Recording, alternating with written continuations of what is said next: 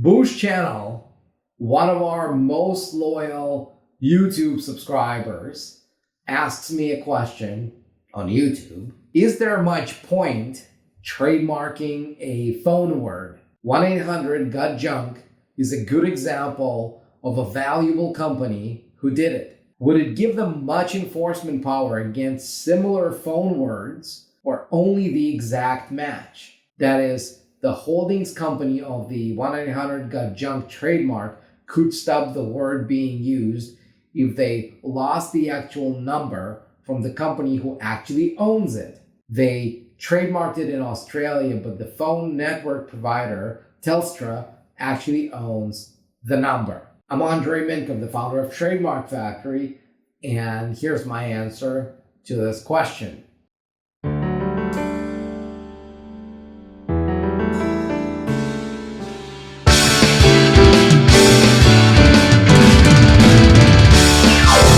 Well, there's really several layers to this.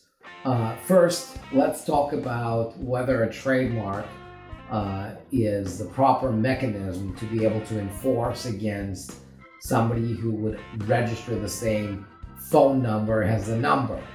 I would say it probably isn't, especially since in theory, you could just go out there and trademark other people's phone numbers, right?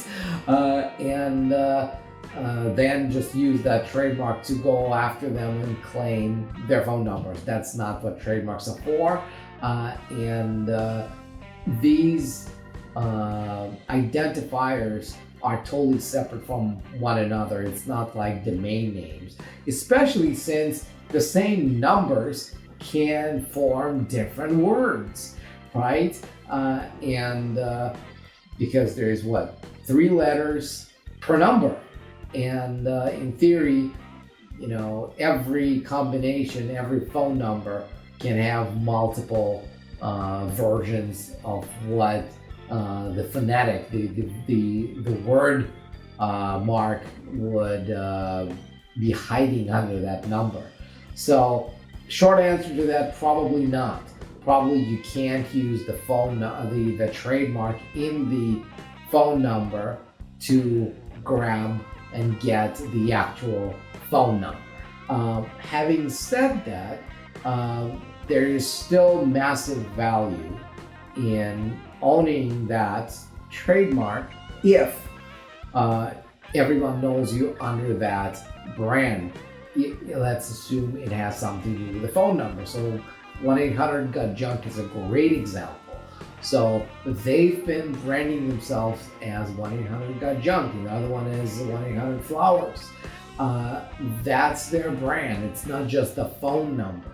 So to them, the problem would be not that somebody would get a phone number that's too close to theirs. That they can't do much about. Like, let's say 1-888-GOT-JUNK or 1-866-GOT-JUNK or whatever. But so let's say somebody else got that phone number because they're always opening up new numbers, right? The 800 number. So it started with 800, then it became 888, then 866, 877, 855, 844, 833. And I'm sure they're going to be opening more and more. And so at some point, 1-800-GOT-JUNK may not grab the particular phone number with GOT-JUNK in it. So let's say somebody gets that number, whatever the numeral version of that phone number will be, so they own it. Can 1-800-GOT-JUNK, can Brian Scudamore go after them and say, no, that's our trademark, you can't have this number? No. But as soon as that other company starts operating under that brand and they start branding themselves as, 822 or 844-GOT-JUNK or 888-GOT-JUNK, and they have it all over their website and they have it all over the buses, and that's what they're trying to get people to remember about them, that would be a blatant case of trademark infringement, not because they own the number, but because they brand their business as that. It's something that's confusingly similar to a previously registered trademark. So that's somewhat similar to the correlation between company names and trademarks. You may not necessarily be able to stop others from calling their company a certain way, but you can nail them through a trademark infringement lawsuit if they start using a name similar to yours that you have previously trademarked. And there's also the other issue here about jurisdictions, because, well, US, obviously 1-800-1 stands for US or Canada, but you mentioned Australia, it couldn't be 1-800, it has to be whatever the country code is for Australia and then something else and then got junk. So they would have to do this on a per country basis if they really wanted to preserve this extraterritorially in other countries. But I don't know if they did, but that's a whole other layer of what's going to happen with that brand. But to summarize, you don't get a trademark to stop others from registering the phone number, but you can use the trademark to stop them from heavily advertising products or services that are close to yours under that brand or slightly modified brand.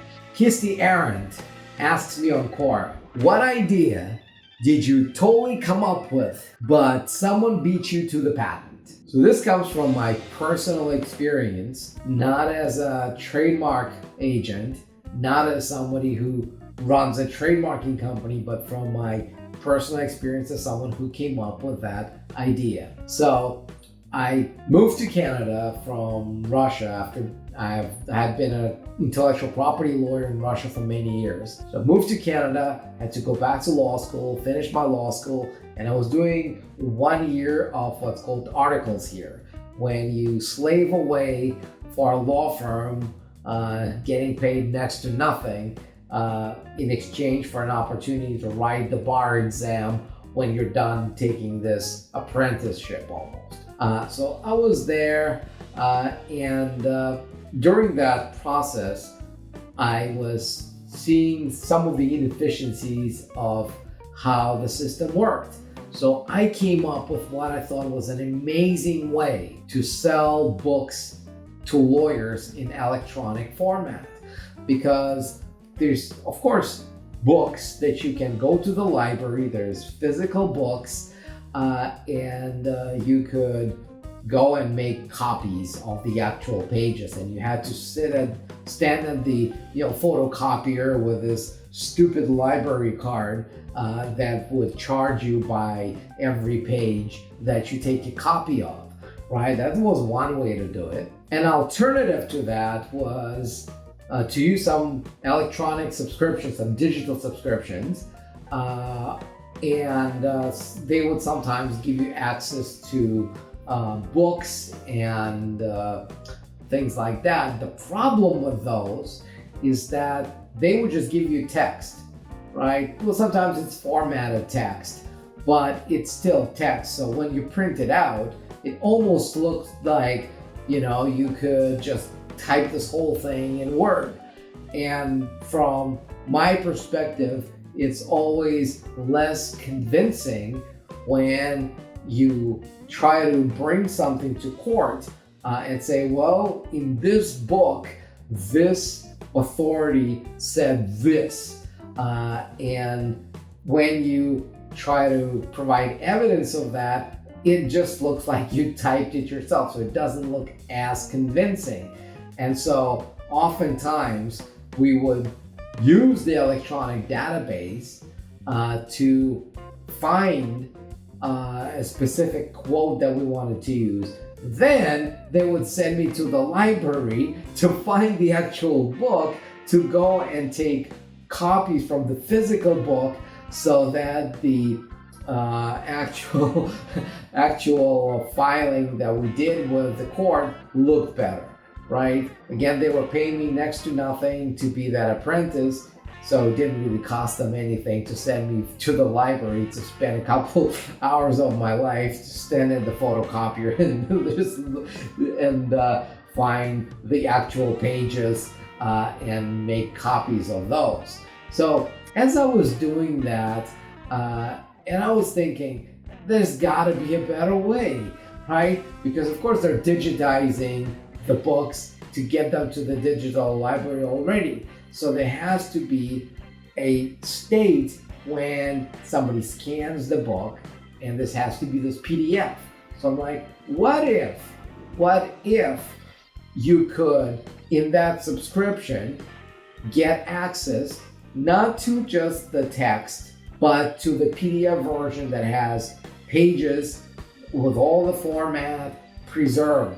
And I thought that would be a great way to make those lawyer books available to lawyers. And I'm like, great, is there a way for me to make any money on this amazing idea? And I searched online, didn't see anything. And look, I'm not a patent lawyer, right? I've not filed a single patent in my life. I understand how patents work, but I don't have any experience with any practical aspects of patents. So I did my research, found nothing. I actually also did some search in the patent database that Google has, and because I don't know what to search for, I found nothing.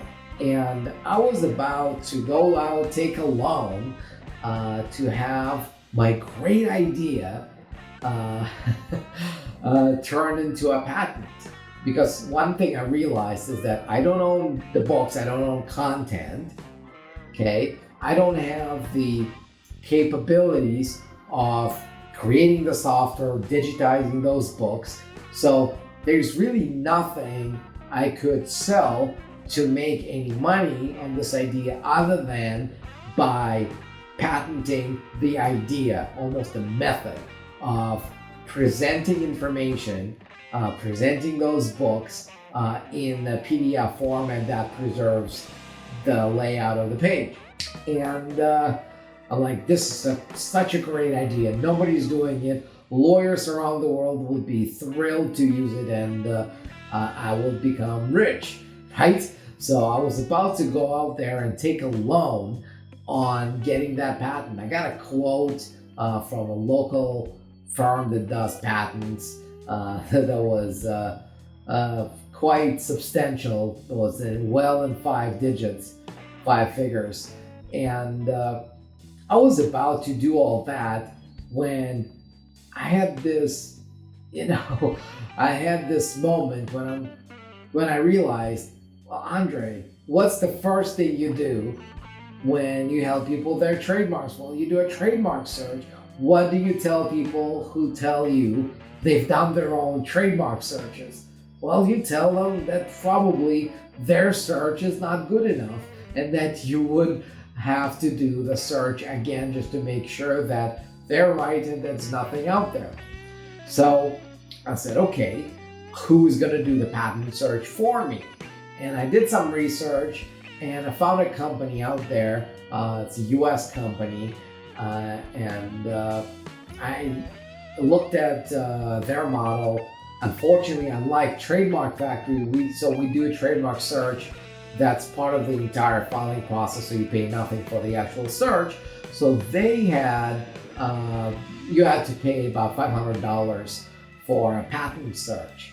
And said there, I was at a point when really didn't have any extra cash lying around, which is why I needed to get that credit. But I thought, well, in the worst case scenario, I'm just gonna have to pay the extra $500 to confirm that the idea that I came up with is patentable, that nobody's doing anything like that, nobody's patented anything like that. So the worst case scenario, the whole patenting process is going to cost me $500 more. And in the best case scenario, it's going to save me some money. So I went to them. So the website is quickpatents.com. It's the company we've been recommending to all of our clients who do patents ever since. So I went there, paid them whatever they charged, and I'm sitting there and waiting for them to get back to me with the confirmation that my amazing idea is patentable. A couple days later, I hear back from them. I get a 90-page report, 90 pages that pretty much buried my idea right there. It showed me that I couldn't do anything with it because somebody had patented a technology that fully comprised my idea. There was nothing that I could do to overcome it. I could go and get a license from them maybe, but really what that would mean is I would have to go pay somebody to get a license from their technology so that I could go to all the law publishers and say, I got a license to sub-license over to you. It wouldn't make any sense. It wouldn't make any business sense to me at that point. So I'm still bitter about it because I thought I came up with it. I thought that nobody's really using it. To me at that point, I look at that as an opportunity to get rich quick. That didn't happen. So as an alternative, I came up with Trademark Factory, which became a much better way to utilize my knowledge about intellectual property, because that actually allows me to help thousands of entrepreneurs and brand owners protect their brand. But to go back to your point, yeah, it happens all the time. And I just happen to be perfect example of, if you don't do a proper search to see what's out there, you probably won't know what's out there. So just because you came up with it, just because it's not out there on the market, doesn't mean that somebody hadn't patented it before. So make sure you always check before you start doing anything with your idea, because had I started investing more money, maybe even starting to make some preliminary deals, the person who owned the patent would have totally found out about it and made my life hell.